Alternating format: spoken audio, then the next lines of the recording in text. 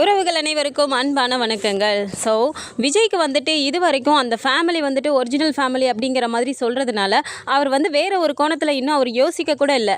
அப்படி இருக்கிற தருணத்தில் கிருஷ்ணா வந்துட்டு தன்னோட வாயாலே வந்துட்டு பசுபதி தான் இதுக்கு பின்னாடி இருக்காரு அப்படிங்கிறத வந்துட்டு இப்படி தான் போய் பிரச்சனை பண்ணுங்க அப்படின்னு சொல்லிட்டு அவர் தான் எங்களுக்கு சொன்னார் அப்படின்னு சொல்லிட்டு கிருஷ்ணாவே தன்னோட வாயால் விஜய் கிட்டே எப்படி வளர்றாரு அப்படிங்கிற பற்றின சின்ன ப்ரொடிக்ஷனை இந்த வீடியோவில் பார்க்கலாம். ஸோ கங்கா வந்துட்டு வீட்டு வாசலில் நின்று அந்த அவுட் ஹவுஸே பார்த்துட்டு ஒரு மாதிரி ஃபீல் பண்ணிட்டு இருக்காங்க. ஏன்னா அந்த இடத்துல வந்துட்டு குமரன் கூட அவங்க வெளியில் அந்த கைத்து கட்டிலில் படுத்திருந்தது. ஒரு எமர்ஜென்சி ஆர்டர் வந்தப்போ அங்கே வெளியில் போட்டு குமரன் கூட உட்காந்து அவங்க விடிய தைச்சு அந்த ஆர்டருக்கு ரெடி பண்ணது. ஸோ இந்த விஷயங்கள்லாம் வந்துட்டு அதே இடத்துல வந்துட்டு குமரன் கிட்ட வந்துட்டு அவர் ஷூட்டிங்க்கு வந்து நடிக்க போகும்போது தெரியாமல் சந்தேகப்பட்டு அவர்கிட்ட கோச்சிக்கிட்டது. ஸோ இந்த மாதிரியான விஷயங்கள்லாம் அவங்களுக்கு ஞாபகம் வருது. அதெல்லாம் நினச்சி அப்படியே ஃபீல் பண்ணிக்கிட்டே நின்றுட்டு இருக்காங்க. அந்த நேரம் பார்த்து சாரதாமாவும் காவேரியும் வரும்போது அவங்க போயிட்டு இவ என்னடி இப்படி போய் தனியாக நின்று வெறிக்க அந்த வீட்டையே பார்த்துட்டு நிற்கிறா அப்படின்னு சொல்லும்போது என்னென்னு தெரியலையே வாமா போய் கேட்கலாம் அப்படின்னு சொல்லிட்டு போகிறாங்க. போயிட்டு அக்கா என்னக்கா அவுட் ஹவுஸையே பார்த்துட்டு இருக்க என்னக்கா ஆச்சு அப்படின்னு சொல்கிறாங்க. இல்லடி இந்த இடத்த பார்க்கும்போதெல்லாம் எனக்கு மாமா ஞாபகம் தாண்டி வருது அப்படின்னு சொல்கிறாங்க.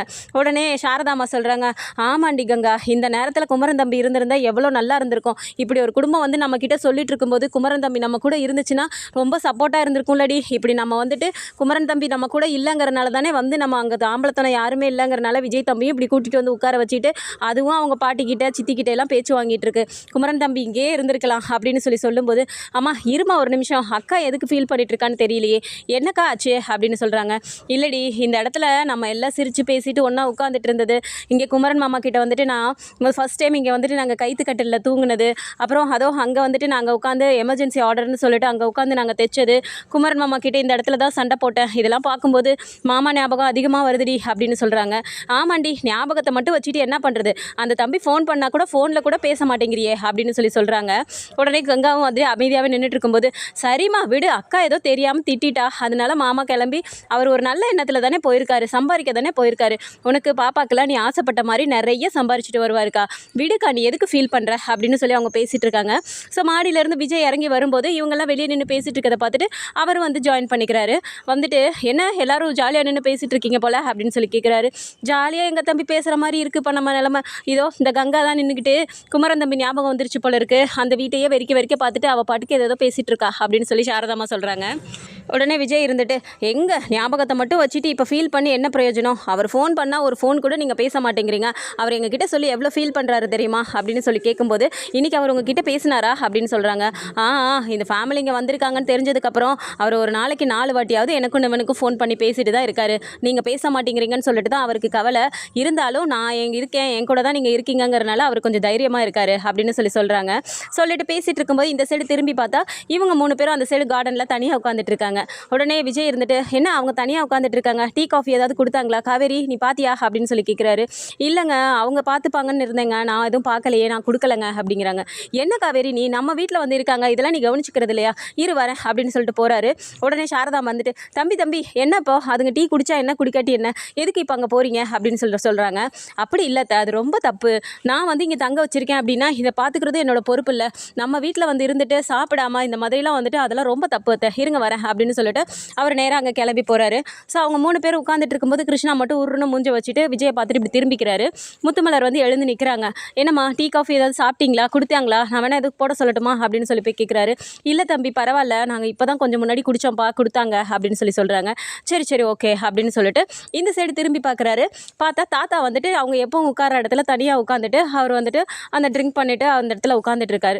ஸோ தாத்தா பார்த்தோன்னே விஜய் டக்குன்னு என்ன தாத்தா என்னை கூப்பிடவே இல்லை தனியாக வந்து உட்காந்துட்டீங்க அப்படின்னு சொல்லும்போது எங்கப்பா நீ தான் பிஸியாகவே இருக்க உன்னை வேற எதுக்கு டிஸ்டர்ப் பண்ணணும்னு தான் நானாக வந்து தனியாக உட்காந்துட்டேன் அப்படின்னு சொல்லும்போது இதில் என்ன தாத்தா டிஸ்டர்ப் இருக்குது நம்ம 2 பேரும் ஃப்ரீயாக பேசுகிற ஒரே இடம்னா அது இந்த இடம் தான் அப்படின்னு சொல்லிட்டு அவரும் போயிட்டு ஜாயின் பண்ணிக்கிறாரு.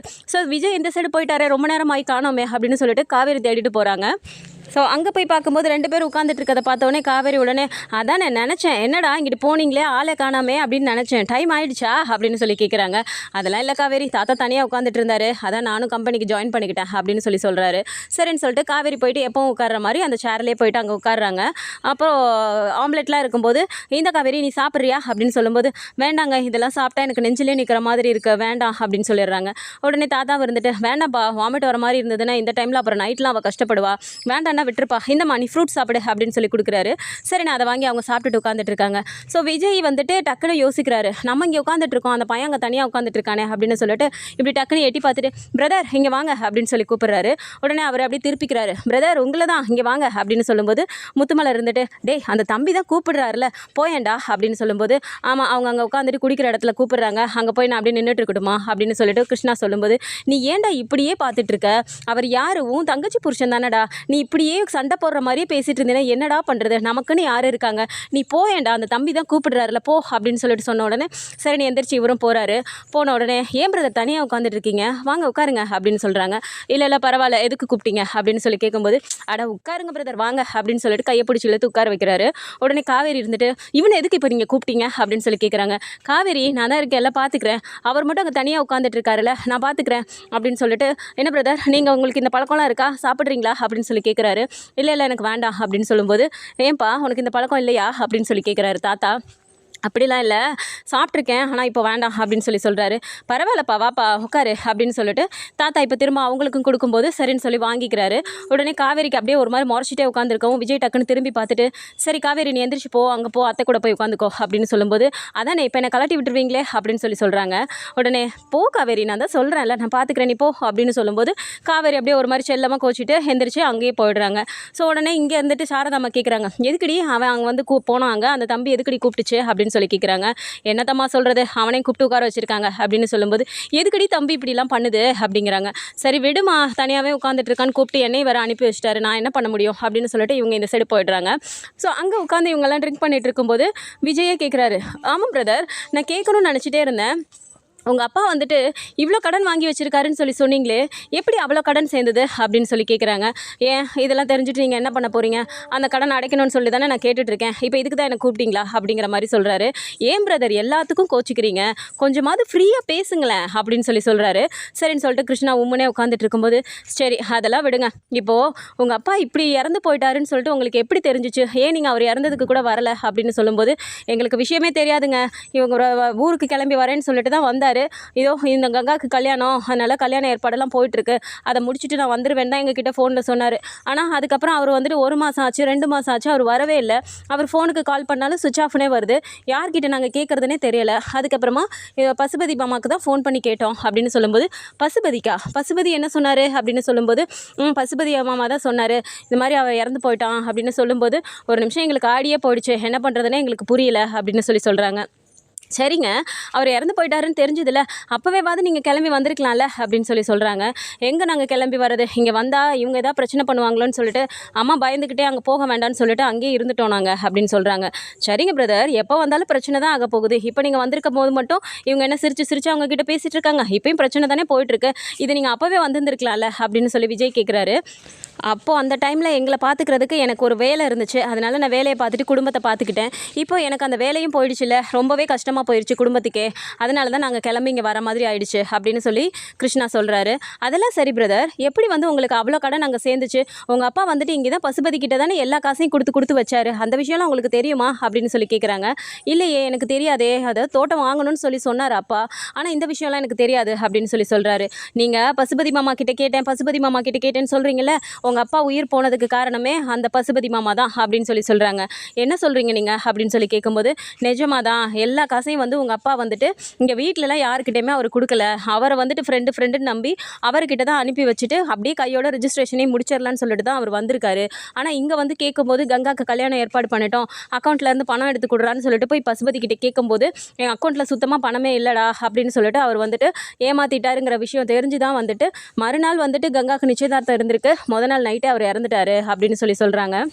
அதெல்லாம் சரி பிரதர் நீங்கள் ஊருக்கு வந்தீங்கல்ல அது எப்போ வந்தீங்க அப்படின்னு சொல்லி கேட்குறாங்க. நீங்கள் என்றைக்கு கொடைக்கானலுக்கு வந்தீங்களோ அதே நாளில் தான் நாங்களும் வந்தோம் அப்படின்னு சொல்லி சொல்கிறாங்க. நாங்கள் வந்த அன்னைக்கு நீங்கள் வந்திருக்கீங்க, சரி அன்னைக்கு தான் நீங்கள் வந்தீங்க, மறுநாளே எங்ககிட்ட வந்துட்டு நீங்கள் கோர்ட்டில் ஸ்டே ஆர்டர் வாங்கியிருக்கேன்னு சொல்லி என்கிட்ட காட்டினீங்க, நீங்கள் எங்கேயுமே வெளியே போகலே பிரதர், எங்கள் கூடயே தானே நீங்கள் அந்த வீட்டில் இருந்தீங்க அப்படின்னு சொல்லி கேட்கும்போது எனக்கு அந்த லோக்கலில் கொடைக்கானலில் என்னங்க தெரியும், எல்லாமே பசுபதி மாமா தான் எனக்கு ரெடி பண்ணி கொடுத்தாரு அப்படின்னு சொல்லிட்டு இருக்க இன்னும் கொஞ்சம் அவருக்கு வந்துட்டு அப்படி குடிச்சிட்டே இருக்கிறதுனால எல்லாத்தையும் அவர் வளர ஆரம்பிக்கிறாரு. பசுபதி வாங்கி கொடுத்தாரா அப்படின்னு சொல்லும்போது ஆமாம் எனக்கு வந்துட்டு வேறு யார் இந்த ஊரில் ஆதரவு இருக்கா, வந்த உடனே சரி நீங்கள் கொஞ்சம் சமாதானமாக பேசுனீங்கன்னா அப்படியே ஒரு மாதிரி போயிடும்னு நினச்சேன். ஆனால் எல்லாருமே வந்துட்டு ஒரு மாதிரி எகிரி எகிரி எங்கிட்ட பேசிகிட்டு இருந்தீங்க. எங்களை வந்துட்டு வீட்டை விட்டு துரத்துற மாதிரி நாங்கள்லாம் வெளியிலே தானே பணியில் உட்காந்துட்டு இருந்தோம். நீங்கள் மட்டும்தான் வந்து எங்களை உள்ளர கூப்பிட்டீங்க, வேறு யாருமே எங்களை கூப்பிடல. அந்த கோவத்தில் தான் நான் ஃபோன் பண்ணி அவர்கிட்ட சொன்னேன். அப்போது அவர் தான் வந்துட்டு அவங்க இப்படி பண்ணுறாங்கன்னா நீ இந்த மாதிரி பண்ணுன்னு சொல்லிட்டு அவர் தான் எனக்கு ரெடி பண்ணி கொடுத்தாரு. நான் எங்கேயுமே போய் அலையலை அப்படிங்கிற மாதிரி அவர் சொல்கிறாரு. ஸோ அந்த இடத்துல வந்து அப்படியே தாத்தா ஒரு மாதிரி பார்க்குறாரு. தாத்தா வந்துட்டு அப்படியே கண்ணை காட்டுறாரு. இரு என்னென்ன சொல்கிறான்னு கேட்கலாம் அப்படின்னு சொல்லிட்டு அவர் அப்படியே அமைதியாகவே இருக்காரு. சரிங்க பிரதர், அது பசுபதி உங்களுக்கு அரேஞ்ச் பண்ணி கொடுத்தாரு. ஓகே, நாங்கள் வந்து உங்களை வெளியில் அனுப்பிட்டு நாங்கள் இங்கே சென்னைக்கு கிளம்பி வந்துட்டோம். சென்னைக்கு வந்துட்டு கரெக்டாக நீங்கள் வீட்டு அட்ரஸ் கண்டுபிடிச்சி எப்படி வந்தீங்க? ஏற்கனவே சொன்னீங்க நீங்கள் தேடி வந்தபோது வீடு பூட்டி இருந்துச்சுன்னு சொல்லிட்டு. இதெல்லாம் எப்படி உங்களுக்கு தெரிஞ்சது அப்படின்னு சொல்லும்போது, நான் தான் சொல்கிறேனே பிரதர், அதான் பசுபதி மாமா இருக்காருன்னு சொல்லிட்டு அவர்கிட்ட தான் நாங்கள் திரும்ப நீங்கள் எங்களை வெளியே அனுப்பினதுக்கப்புறம் அந்த ஊரில் நாங்கள் எங்கே போய் தங்குவோம் அவர்கிட்ட தான் ஃபோன் பண்ணி சொன்னோம். அன்றைக்கி நைட்டு நாங்கள் அவர் வீட்டில் தான் தங்கினோம். அவர் வீட்டில் தங்கிட்டு என்ன பண்ணுறதுன்னு யோசிக்கும் போது தான் அவர் தான் வந்துட்டு அட்ரஸே கொடுத்தாரு. இந்த இடத்துல போய் பாருங்கள், இதுதான் அவங்க வீடு அப்படின்னு சொல்லிட்டு அவர் தான் சொன்னார். அதனால தான் நாங்கள் கிளம்பி வந்தோம். அங்கே கிளம்பி வந்தாலாவது ஏதாவது பிரச்சனைக்கு வந்துட்டு ஏதாவது ஒரு முடிவு கிடைக்கும்னு பார்த்தா நீங்கள் அங்கேருந்து கூட்டிகிட்டு உங்கள் வீட்டுக்கு கூட்டிகிட்டு கிளம்பிட்டீங்க. அதுக்கப்புறம் நான் என்ன பண்ண முடியும்? அங்கேயே நின்றுட்டு திரும்ப அவருக்கு தான் நான் ஃபோன் பண்ணேன், இந்த மாதிரி இவங்க பண்ணுறாங்கன்னு சொல்லிட்டு. அதனால தான் உங்கள் வீட்டு அட்ரஸை கொடுத்தாரு எனக்கு அவர் அப்படின்னு சொல்கிறாங்க. ஓ, அது எப்படி பிரதர், நானே காரில் வந்துட்டேன், எனக்கு முன்னாடி நீங்கள் எப்படி வேகமாக வந்தீங்க அப்படின்னு சொல்லி கேட்குறாங்க. நான் எப்படி வேகமாக வர முடியும்? அவர் அங்கே தான் வெயிட் பண்ணிட்டு இருந்தார். நாங்கள் வீட்டுக்கு வந்திருக்கோம் அப்படிங்கும்போதே என்ன பிரச்சனை நடக்குதுன்னு சொல்லிட்டு பார்த்துட்டு ஃபோன் பண்ணேன் அப்படின்னு சொல்லிட்டு இவ்வளோ தூரம் எங்களை பிக்கப் பண்ணி வந்து விட்டதே அவர் தான். அதுக்கப்புறம் இந்த மாதிரி நடக்குதுன்னு நான் சொன்ன உடனே வான்னு சொல்லி கூட்டிகிட்டு வந்து அவரே எங்களை உங்கள் வீட்டுக்கு முன்னாடியே விட்டுட்டே அவர் போயிட்டாரு. அதனால தான் நாங்கள் சீக்கிரமாக வந்துட்டோம் அப்படின்னு சொல்லி சொல்கிறாங்க. ஸோ இந்த இடத்துல பசுபதி வந்து ஃபுல்லாக நின்று இவருக்கு வந்துட்டு எல்லா வேலையும் பார்க்குறாங்க அப்படிங்கிறது வந்துட்டு விஜய்க்கு இப்போ தெளிவாக புரியுது. ஸோ விஜய் என்ன சொல்கிறாரு, இங்கே பாருங்கள் பிரதர், நான் தெளிவாக ஒரு விஷயம் சொல்கிறேன், அதை மட்டும் நீங்கள் காதில் வாங்கிக்கோங்க. இந்த பசுபதி வந்து உங்களுக்கு ஹெல்ப் பண்ணுறேன் அப்படிங்கிற பேரில் வேறு விஷயம்லாம் அவர் பண்ணிகிட்ருக்காரு. அந்த விஷயம்லாம் உங்களுக்கு ரொம்பவும் இன்னும் தெளிவாக புரியலை. ஏன்னா இந்த குடும்பத்தில் வந்துட்டு நல்லாவே இருக்கக்கூடாது, அந்த குடும்பம் கொஞ்சம் கூட சந்தோஷமாக இருக்கக்கூடாதுங்கிறக்காக ரொம்ப சுற்றி இந்த காவேரி குடும்பத்தை வந்துட்டு ரொம்பவும் கதற வச்சிட்டு இருக்கிறது அவர் தான். ஸோ இப்போ நான் வந்ததுக்கு அப்புறம் தான் கொஞ்சம் இந்த குடும்பமே நிம்மதியாக இருக்குது. நாங்கள் 3 பேர் சேர்ந்து தான் ஓரளவு பார்த்துட்ருக்கோம். அதாவது கங்கா வீட்டுக்காரு, நான், அப்புறம் யமுனாவோட வீட்டுக்கார் பார்த்தீங்களா அன்றைக்கு நிவன், அவர், நாங்கள் 3 பேர் இருக்கிறதுனால தான் கொஞ்சம் ஓரளவு இதாக இருக்கார். இப்போ வந்துட்டு நீங்கள் வந்திருக்கீங்க அப்படிங்கிறனால உங்களை வச்சு அவர் இது காய் நவுத்தணும்னு பார்த்துட்டு இருக்காரு. அதனால நீங்கள் எந்த விஷயத்துலையும் வந்துட்டு இப்போ நீங்கள் கிளம்பி வந்துட்டீங்களே, எங்களை நம்பி நீங்கள் வந்துட்டீங்க, என்ன பண்ணலாங்கிறத நம்ம பார்த்து முடிவு பண்ணிக்கலாம். இது நம்ம குடும்ப விஷயம், நமக்குள்ளே இருக்கட்டும். இதுக்கு மேலே வந்துட்டு நீங்கள் அந்த ஹெல்ப்பை கேட்காதீங்க அப்படின்னு சொல்கிறாங்க. நீங்கள் என்ன பிரதர், நான் சொல்கிறதுக்கெலாம் நீங்கள் ஒத்துக்கவே மாட்டேங்கிறீங்க. 50% தானே நாங்கள் ஷேர் கேட்டோம், அதவே நீங்கள் கொடுக்க மாட்டேன்னு சொல்கிறீங்க. அதுக்கப்புறம் இப்போ மொத்தமும் வந்துட்டு நாங்கள் தான் லீகல் ஒய்ஃபுன்னு ஆரம்பித்ததுக்கப்புறம் இப்போ நீங்களாம் வந்து வாண்டடாக என்கிட்ட சரண்டர் ஆகிற மாதிரி பசுபதி சொல்கிறதெல்லாம் கேட்காதங்கிற மாதிரி நீங்கள் சொல்லிட்டு இருக்கீங்களா அப்படின்னு சொல்லி கேட்கும்போது, பிரதர் நான் சொல்கிறதே உங்களுக்கு புரிய மாட்டேங்குது. பசுபதி வந்து நீங்கள் நினைக்கிற மாதிரி சாதாரண ஆள் கிடையாது அப்படின்னு சொல்கிறாங்க. அதெல்லாம் சரி, எங்களுக்கும் தெரியும் பசுபதி வந்துட்டு அவர் என்ன வில்லத்தனமான ஆளாக கூட இருந்துட்டு போட்டோம், ஆனால் எங்களுக்கு அவர் நல்லது தானே செய்கிறாரு அப்படிங்கிற மாதிரி கிருஷ்ணா சொல்லிட்டு, சரி எனக்கு ஒரு மாதிரி இருக்கு, நான் போய் படுக்கிறேன் அப்படிங்கிற மாதிரி அவர் எந்திரிச்சு போயிடுறாரு. ஸோ கிருஷ்ணா அந்த பக்கமாக போனதுக்கப்புறம் தாத்தா கேட்குறாரு, என்னப்பா விஜய் இந்த பையன் இப்படிலாம் சொல்லிட்டு இருக்கான் அப்படின்னு சொல்லும்போது, இது நான் எதிர்பார்த்த ஒன்று தான் தாத்தா. இந்த பையன் வந்துட்டு திடீர்னு வந்துட்டு லோக்கலில் எந்த இன்ஃப்ளூயன்ஸும் இல்லாமல் எப்படி ஒரு ஆளால் பண்ண முடியும்? அவங்க கத்தார்லேருந்து வந்திருக்கேன்னு சொல்கிறாங்க, ஆனால் லோக்கலில் நடக்கிற எல்லா விஷயத்தையும் வந்துட்டு அவர் ப்ராப்பராக பண்ணுறாரு அப்படிங்கும்போது எனக்கு அப்போவே அந்த டவுட் இருந்துச்சு. ஆனால் அந்த பையன் வந்துட்டு வாண்டடாக எல்லாத்தையுமே சொல்லிட்டான் தாத்தா அப்படின்னு சொல்லி சொல்கிறாங்க. என்னப்பா பண்ண போகிற? இப்போ பசுபதி இதுக்கு பின்னாடி இருந்து இவ்வளோ பெரிய வேலை பார்க்குறானா, என்னப்பா இது அப்படின்னு சொல்லி கேட்குறாரு. இல்லை தாத்தா, நீங்கள் எதுவும் டென்ஷன் ஆகிக்காதீங்க, நான் பார்த்துக்கிறேன். பசுபதியில் ஒரு ஆளா இப்படி வச்சு அவன் வந்து பிரச்சனை பண்ணணும்னு நினச்சிட்டு இருக்கான். நான் இருக்கேன்ல, நான் இருக்கும்போது அந்த குடும்பத்துக்கு என்ன நடந்துரும்? அவன் நினச்சி மூவ் பண்ணது ஒரு விஷயம், ஆனால் நடக்கிறது ஒரு விஷயமா இருக்குன்னு சொல்லிட்டு அவனே புரிஞ்சுக்குவான். நீங்கள் ஃப்ரீயாக விடுங்க தாத்தா, நான் பார்த்துக்கிறேன் அப்படின்னு சொல்கிறாங்க. விஜய் திரும்ப சொல்கிறேன்ப்பா, அந்த பசுபதி கிட்ட போயிட்டு தேவையில்லாமல் ஏதாவது பிரச்சனை பண்ணிட்டு உங்கள் பாட்டி பயப்படுற மாதிரி ஏதாவது நீ பண்ணிடாதப்பா அப்படின்னு சொல்லி சொல்கிறாரு தாத்தா. தாத்தா என்ன தாத்தா, பாட்டி தான் அப்படி சொல்லிட்டு இருக்காங்கன்னா நீங்கள் கூட வா, உங்களுக்கு தெரியாதா என்னை பற்றி அப்படின்னு சொல்கிறாங்க. இருக்கட்டும்ப்பா, காவேரி இப்போ கன்சீவாக இருக்க நேரத்தில் நீயும் கொஞ்சம் கேர்ஃபுல்லாக இருக்கணும்ல, அவளுக்கு திரும்ப ஏதாவது ப்ரெஷர் கொடுக்குற மாதிரி ஏதாவது பிரச்சனை வந்துடக்கூடாதுல்லப்பா, அதனால தான் நான் யோசிக்கிறேன் அப்படின்னு தாத்தா சொல்கிறாரு. எனக்கு புரியுது தாத்தா, இந்த விஷயத்தை வந்துட்டு ஹேண்டில் பண்ணணும் அப்படின்னா ஃபோர்ஸாக ஹேண்டில் பண்ணணும்னா நான் ஸ்டார்டிங்லேயே பண்ணியிருப்பேன். காவேரி இப்படி இருக்காங்கிறனால தான் நான் வந்துட்டு ரொம்பவும் பொறுமையாக போயிட்டுருக்கேன். ரெண்டாவது இது ரொம்ப சென்சிட்டிவான விஷயம் அப்படிங்கிறனால வீட்டில் இருக்கவங்களாம் லேடிஸ் தாத்தா, அவங்களும் ரொம்ப ஹர்ட் ஆகிடக்கூடாது. ஏற்கனவே அத்தை வேற இந்த மாதிரி முடிவெல்லாம் எடுத்துட்டாங்க. அதனால தான் நான் ரொம்பவும் கூலாக இதை ஹேண்டில் பண்ணணும்னு நினச்சிட்டு இருந்தேன். பட் இப்போ இவ்வளோ விஷயம் இருந்து கிருஷ்ணா சொல்லுவான்னு நினச்சி நான் கூப்பிடல, நான் கேஷுவலாக தான் கூப்பிட்டேன். பட் அந்த பையனே எல்லாத்தையும் சொல்லிட்டு போயிட்டான். இது நமக்கு ஒரு பெஸ்ட்டு தான். நம்ம வந்துட்டு அடுத்த மூவ் பண்ணுறதுக்கு பசுபதி இதுக்கு பின்னாடி இருக்காங்கும் போது நம்ம கொஞ்சம் கேர்ஃபுல்லாக இருந்துக்க வேண்டியதான் அப்படின்னு சொல்லி சொல்கிறாங்க. என்னமோப்பா பார்த்து பத்திரமா பண்ணு அப்படின்னு சொல்லிட்டு தாத்தாவும் எழுந்து போயிடுறாரு. ஸோ இந்த கதைக்கெல்லாம் வந்தால் நல்லா இருக்கும்னு நினச்சிங்கன்னா மறக்காமல் நம்மளோட சேனலை சப்ஸ்கிரைப் பண்ணிக்கோங்க. வீடியோ பிடிச்சிருக்கு அப்படின்னா சின்னதை லைக் மட்டும் கொடுத்துருங்க. தேங்க்ஸ் ஃபார் வாட்சிங்.